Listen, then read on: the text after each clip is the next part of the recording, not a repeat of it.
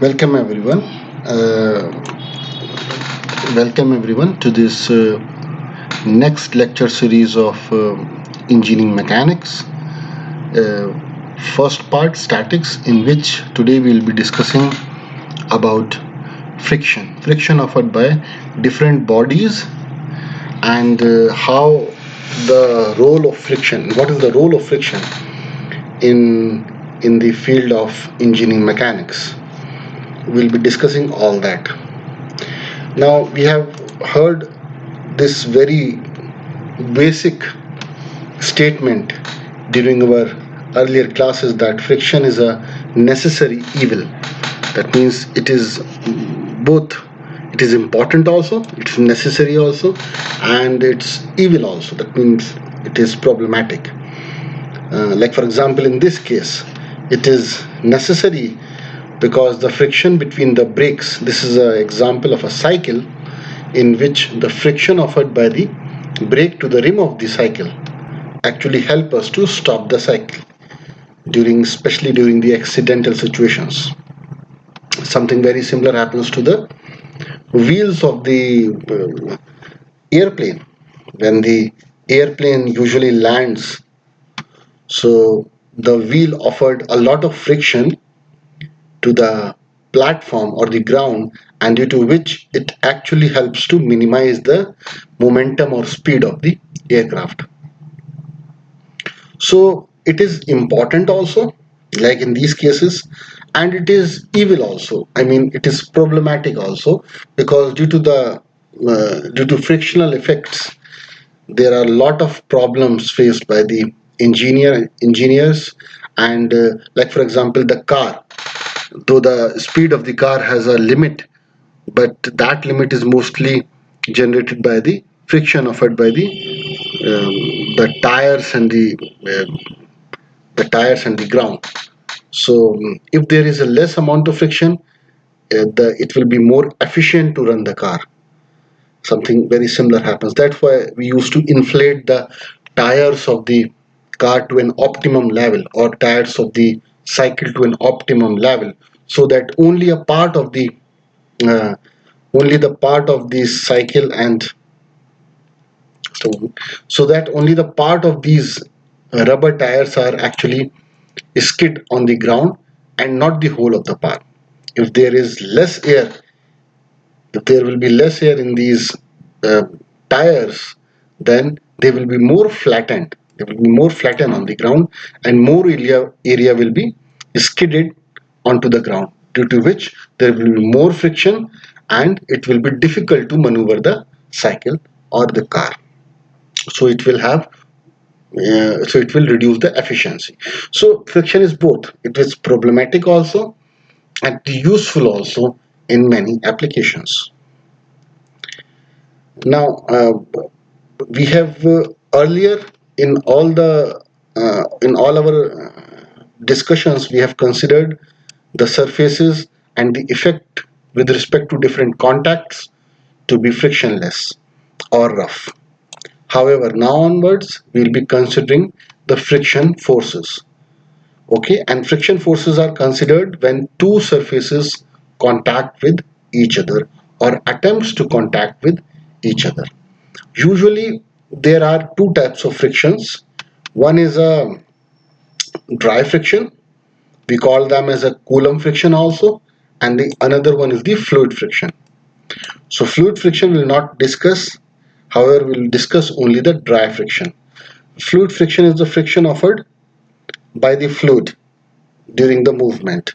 So when there is a specific movement occurring, so there is a the fluid actually interacts with the other mechanism, other body, and it actually reduces its speed.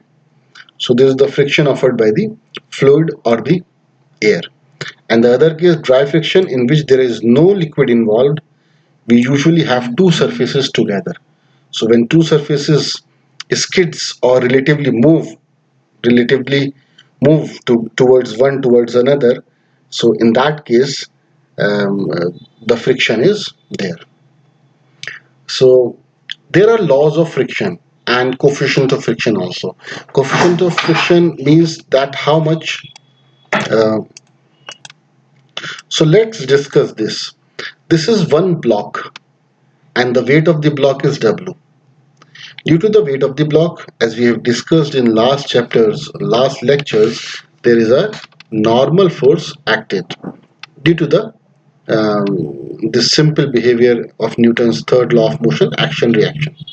So a normal acts here. So a block of weight W is placed on a horizontal surface. Force acting on the blocks are W and the reaction is N. Okay. It's important to analyze here that once I will try to push the block with a force P, the block will try to move. The block will try to move, but the block actually will try to move but will not move because the weight of the block is higher than the applied force. So where does this energy goes?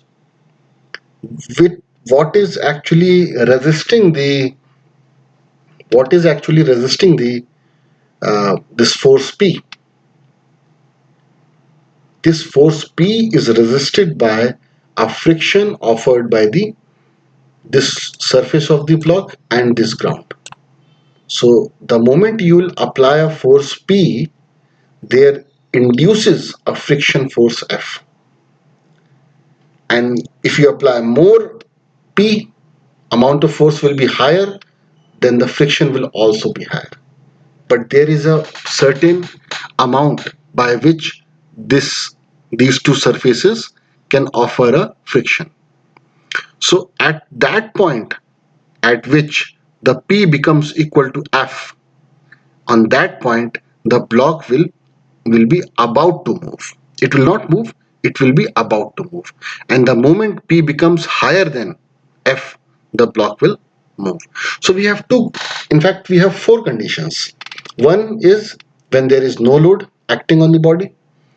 Another condition, when there is a load acting on the body and the friction is balancing this force P. And the third condition, when the P is almost equal to F.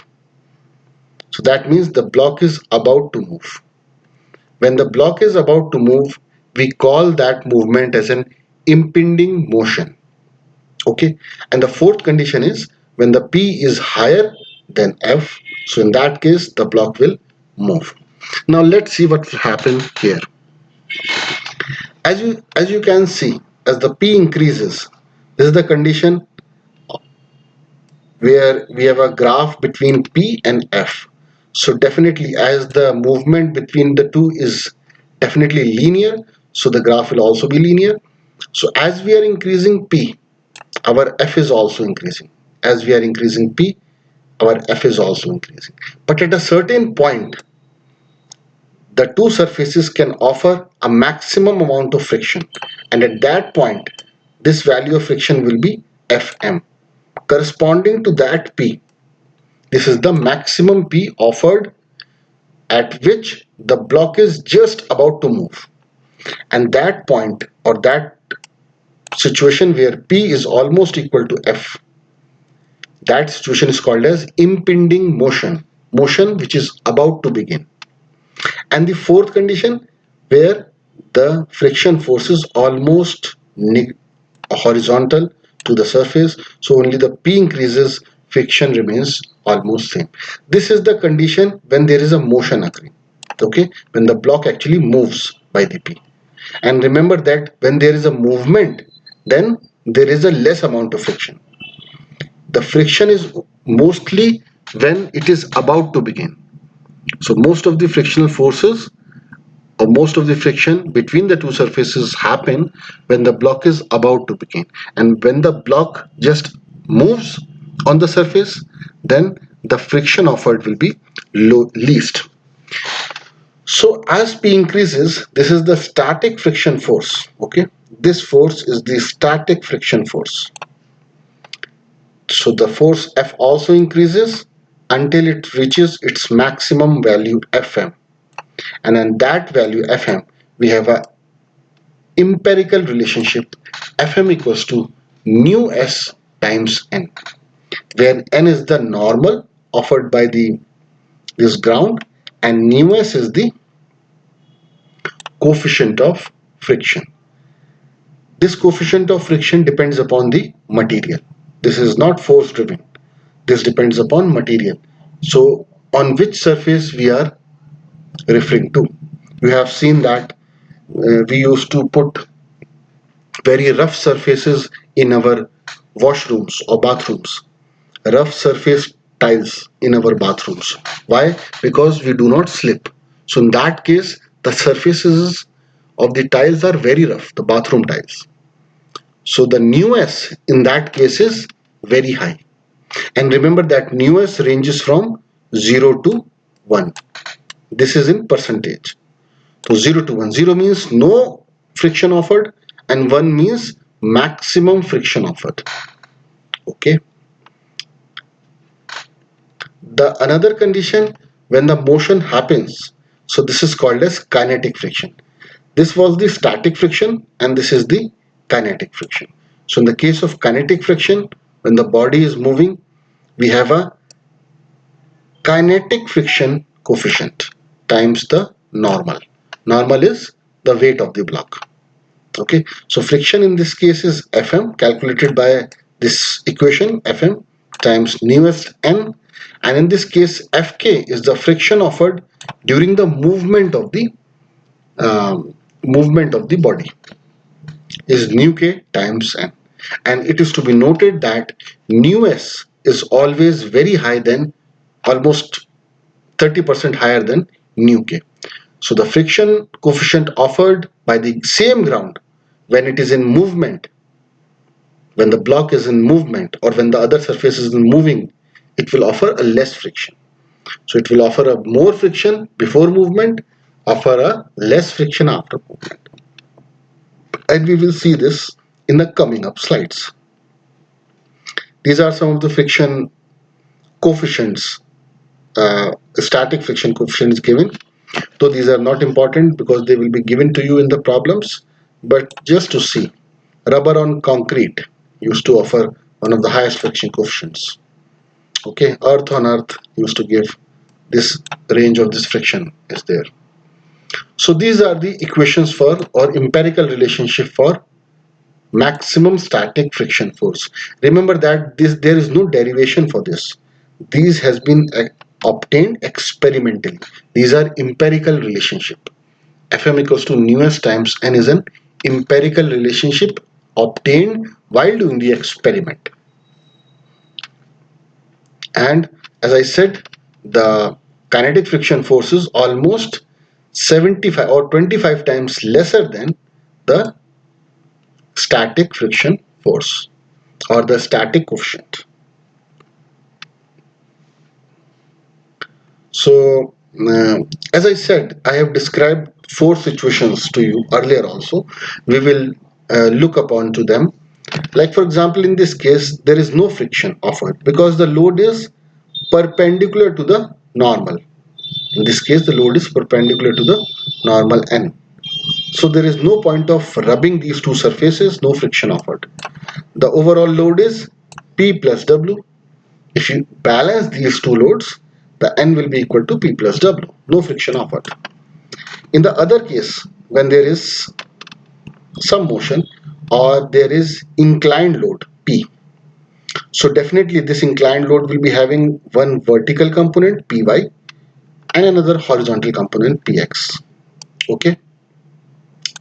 So since there is an horizontal component, so there exists a friction force where Fx will be equal to how much? Only the horizontal component Px, and the friction force F will be smaller than the maximum friction force, which is nu s times n, because the body is not about to move.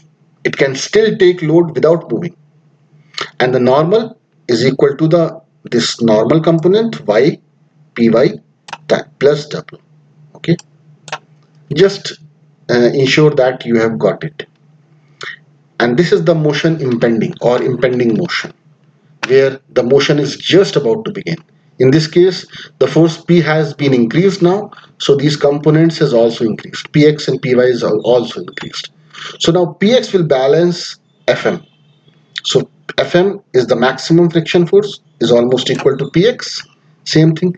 Now the condition is different. Fm equals to nu(s) times n. Why? Because now the motion is just about to begin. So the friction force will be maximum. And n again will be having a vertical component of P and W. So in this case, the friction force will be balancing the any horizontal component which will be there on this body. The fourth case will be the motion case. That means the kinetic motion. In that case, the Fk will be smaller than Px. Now the Px becomes higher. The force that is trying to move this block becomes higher than the friction force. So the block will move. So in that case, we will not have Fm. Now we will be having Fk, which is equal to nu k times n, where nu k is the kinetic friction of coefficient. That means this is the friction coefficient when these two surfaces are moving. That means this block is moving on this surface times n, and n is equal to same vertical force plus W. I hope you have got this idea of what is happening when there is no friction, when there is some friction, when there is maximum friction offered by the body, and when there is a motion. You can also see these things in a different way, that as a result of this, that P and W, when there is acting, both of them are acting on the W, the N can be equal to R. How? N can be equal to R with respect to the vertical component. Now in this case there is only one vertical component. However, when the force is inclined, there is a horizontal and vertical component, both of them. So this horizontal component, and so the normal force, so this P has a horizontal component and one vertical component. So the normal is like this and vertical, and if you can add up this horizontal force Px, which will be equal to friction force in the opposite direction, so this will make a triangle and the resultant will be R. Okay, so this resultant R is a sum of N plus this friction force F. Okay, this is the resultant, is the combination of the normal and the friction force. In that case also there is no motion. However, the angle made by the normal and the R has some important consideration, and we will discuss about this.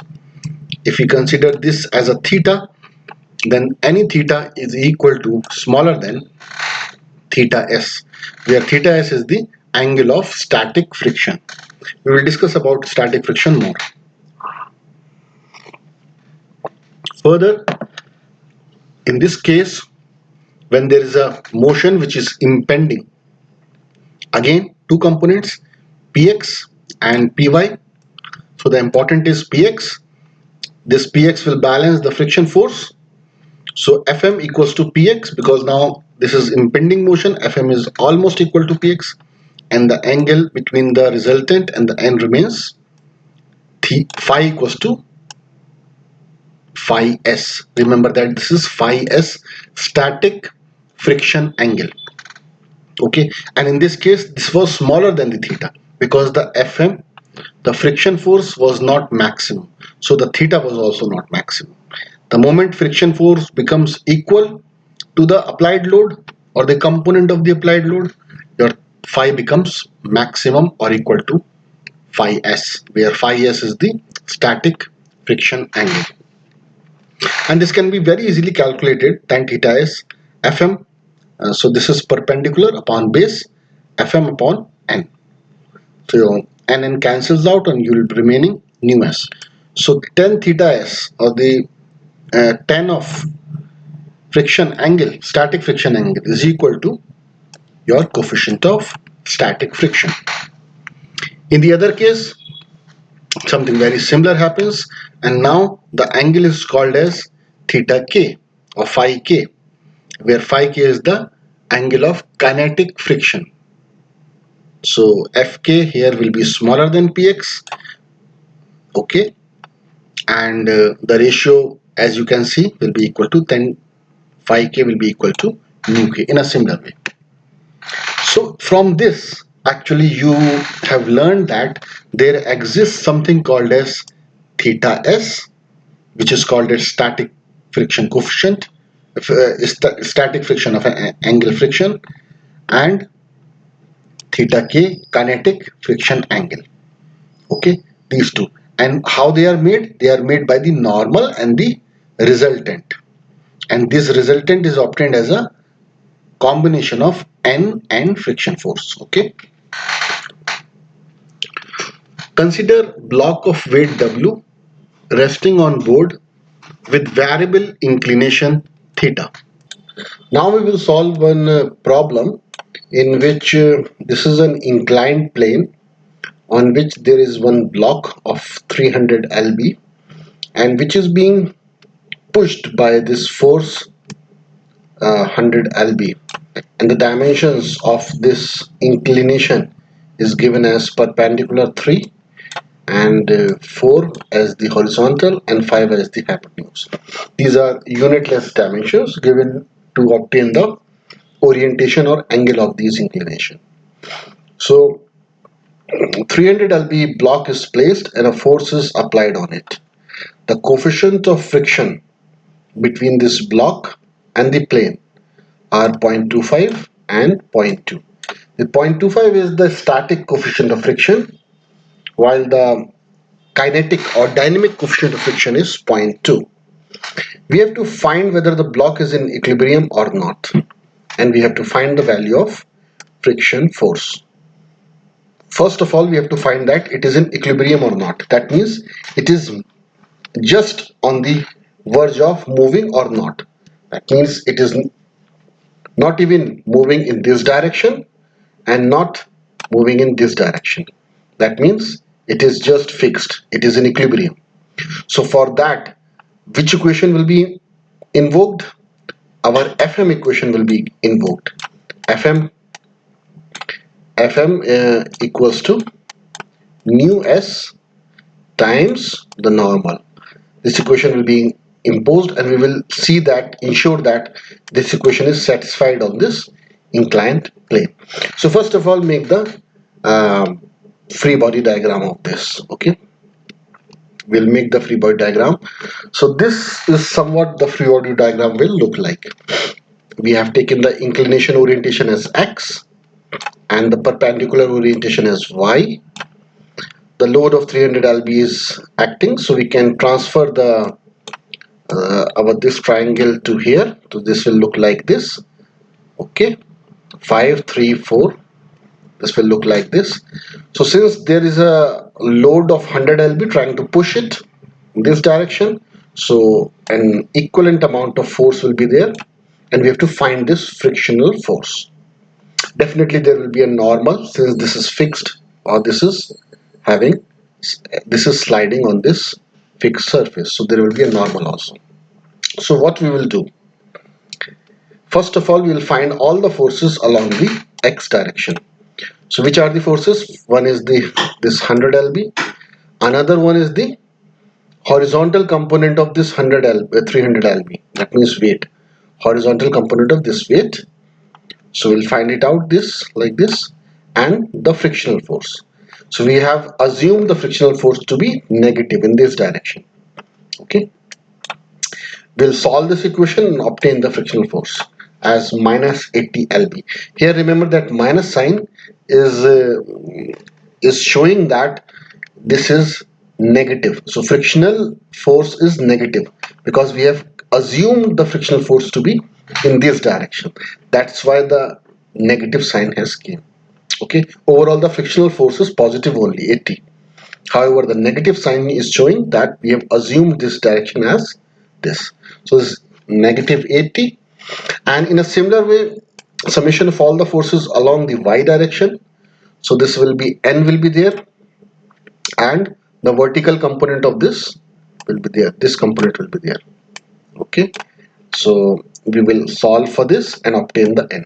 So f is obtained and n is obtained. So we will invoke our equation of equilibrium. Equilibrium equation means Fm equals to newest n. We'll put the values in this. N value 0.25, coefficient of static friction, and we have found that this is 60 lb. So what is the maximum force? The maximum force is, the maximum frictional force is 60 lb. Okay, and what is the frictional force? 80 lb. That means the frictional force is higher. Remember that this negative sign is only for the direction of the frictional force, so this is plus 80 only. Okay, so this is comparable with this.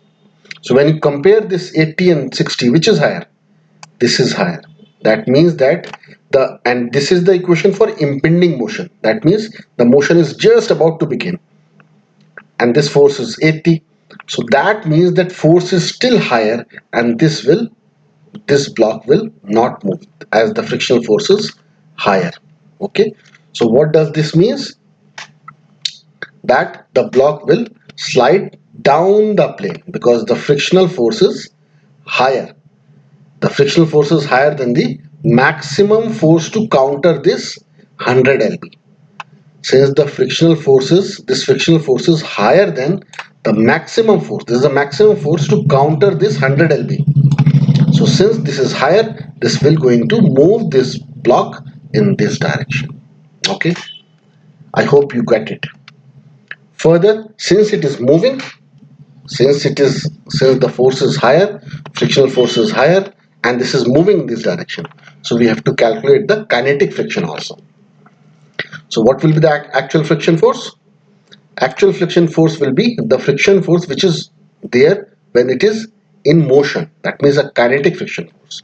So kinetic friction force will be nu k times n. Nu k is the kinetic coefficient, 0.2 given, and n is our usual normal, and normal, this is 240.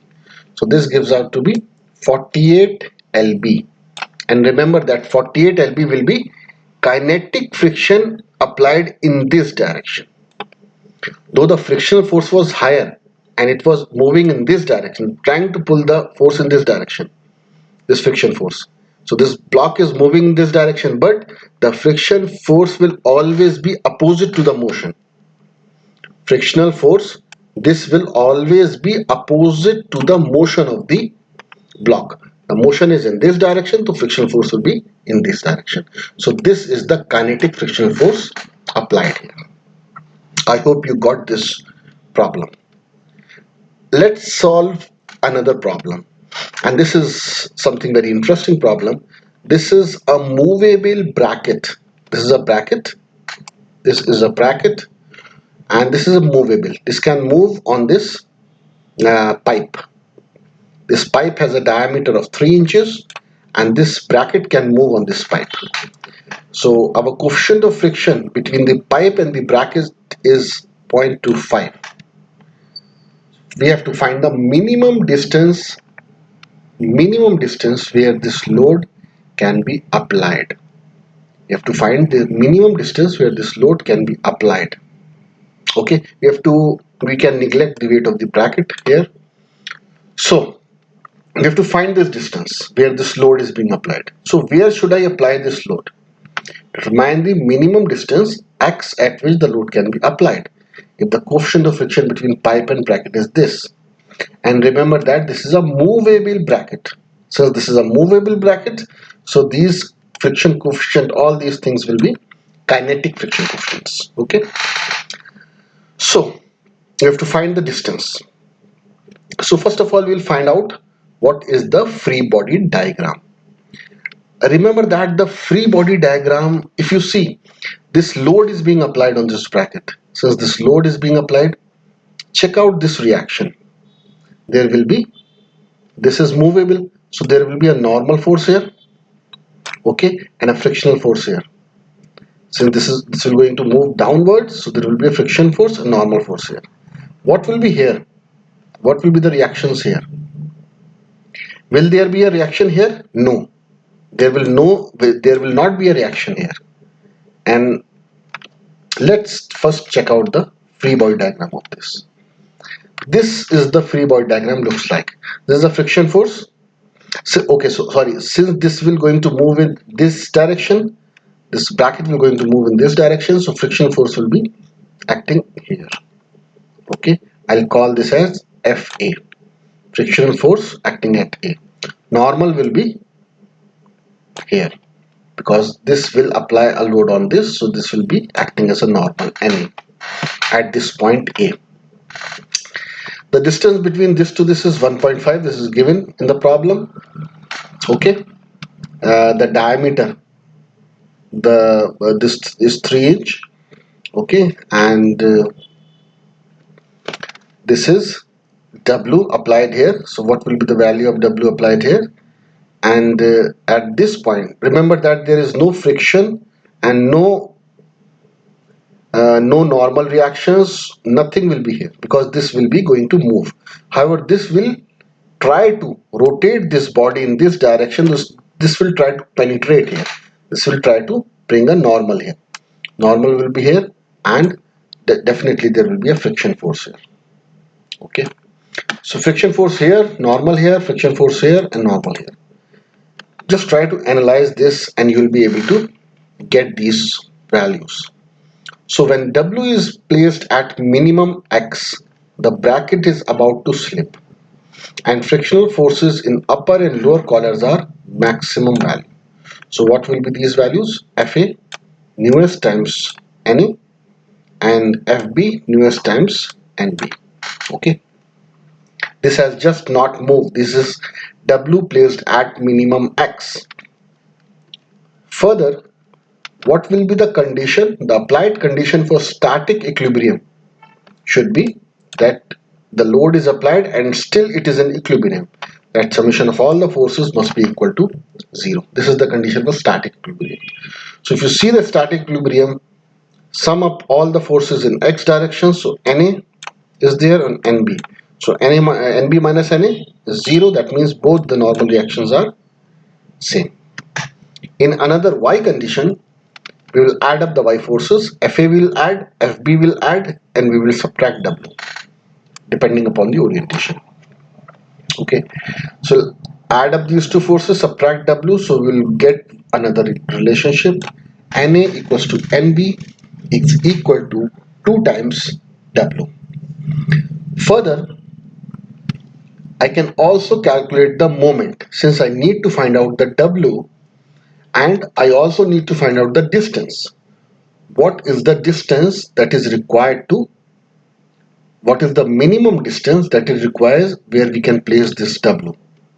Okay, so if you take the moment, this W will try to put a moment about this B. So summation of all the moment components about B. So these two forces will not produce moment. This will produce moment, this will produce moment, this will produce moment. These three forces will produce moment. So NA times 6, one force, this is there. FA times this distance 3.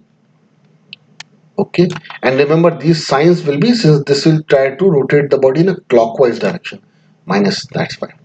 And what will be about W? This will try to rotate the body again in a clockwise direction. Okay, so this will be X minus 1.5 inches. This is the relative distance. 1.5 distance is where the value of W is. W is placed at 1.5, X minus 1.5 distance. W is randomly placed at 1.5. So X minus 1.5 is any distance from B. X minus 1.5 because this is your 1.5. Okay, so overall X, so X minus 1.5 will be this. So take the moment for that also. So if you solve this equation, everything else is known. NA can be taken common and will be there. We'll put to 0 and you'll be able to find out. And similarly, W can also be taken common and you'll be able to find out X. The X comes out to be 12 inches. So 12 will be the value of W, the placement where the W will be there, so that the bracket will be in static equilibrium. That's what you need to find out. If you see this, find the minimum distance at X which is required so that the load can be supported. So this is the minimum distance. And remember that 1.5 is the half of 3 inches, so this distance will be x minus 1.5. So we have to find out this distance, x minus 1.5. Okay, we'll find out the minimum value of w, that is x. So we have solved this and we have obtained the value of x, which is 12 inches. Okay, so in this way we'll find out the, we'll balance the forces, we'll balance the moment and try to find out the, even we can find out the distance, we can find out the normal forces or frictional forces. So in this chapter we have seen how to include the frictional effects when there is a object, two objects trying to slack between the two faces. So when the two objects are trying to rub between them, what will be the frictional forces, what will be the coefficients of frictional, static frictional, coefficients of dynamic frictional, how will be the loading effects will be there. So all these things we have seen. I hope this video would be informative to you. If you find any problem related to anything, you can write your message in the comment section below and I will try to answer that. Thank you very much.